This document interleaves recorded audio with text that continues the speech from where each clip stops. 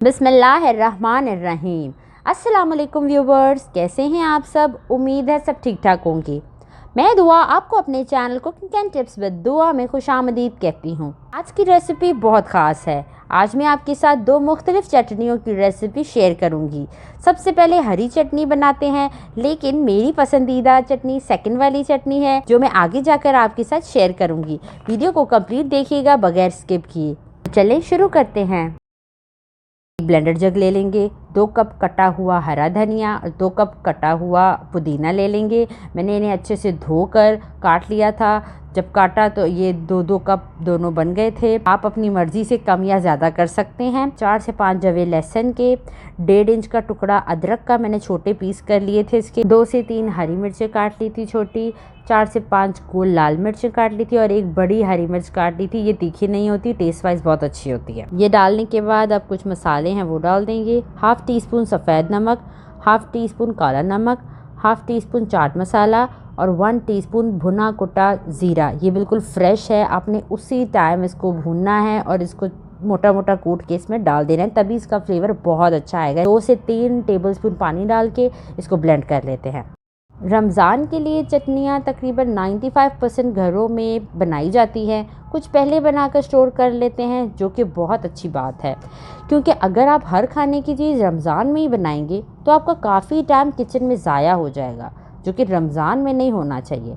तो हरी चटनी बिल्कुल रेडी है। अब चलते हैं दूसरी चटनी की तरफ, जो है इमली की खट्टी मीठी चटनी और मेरी फेवरेट चटनी। 300 ग्राम इमली को मैंने 2 कप पानी में 1 घंटे के लिए भिगो के रख दिया था। अब ये बिल्कुल नरम हो चुकी है। अब इसे छान लेते हैं। एक बाउल में छानी रख लेंगे और इमली का सारा पल्प उसमें डाल देंगे और फिर उसे छान लेंगे। अगर आप मेरे चैनल पे न्यू हैं तो जल्दी से जाएं और मेरे channel cooking and tips with दुआ को सब्सक्राइब करें। सब्सक्राइब के बटन के साथ ही जो बेल का आइकन है उसे भी ज़रूर दबाएं, ताकि इसी तरह की फ्री रमज़ान रेसिपीज़ आपसे मिस ना हो। जैसे कि हमने ये छान लिया है, अब इसको रख देते हैं साइड पर। एक पैन ले लेंगे, प्री हीट कर लेंगे। 2 टेबलस्पून उसमें कुकिंग ऑयल डाल देंगे और 1 टीस्पून अदरक को कूट के डाल देंगे और हल्का सा सौते कर लेंगे। अब इसमें 1 टीस्पून कुटी लाल मिर्च, हाफ़ टीस्पून काला नमक डाल के थोड़ा सा फ्राई करेंगे और इमली का पानी शामिल कर देंगे। उसके बाद 1 कप चीनी इसमें डाल देंगे भर के। हाफ़ टीस्पून चाट मसाला डालेंगे, हाफ़ टीस्पून सफ़ेद नमक डालेंगे और मिक्स करेंगे।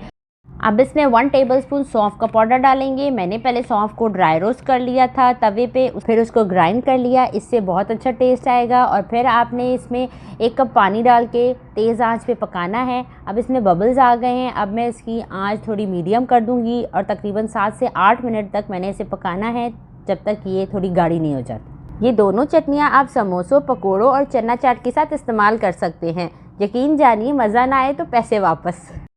और मेरी होममेड समोसा पट्टी बनाने की वीडियो सबने बहुत पसंद की है, आप भी ज़रूर देखें, ताकि रमज़ान में आप घर पर ही समोसे और रोल बना सकें। लिंक मैंने डिस्क्रिप्शन में मेंशन कर दिया है, आप देख सकते हैं।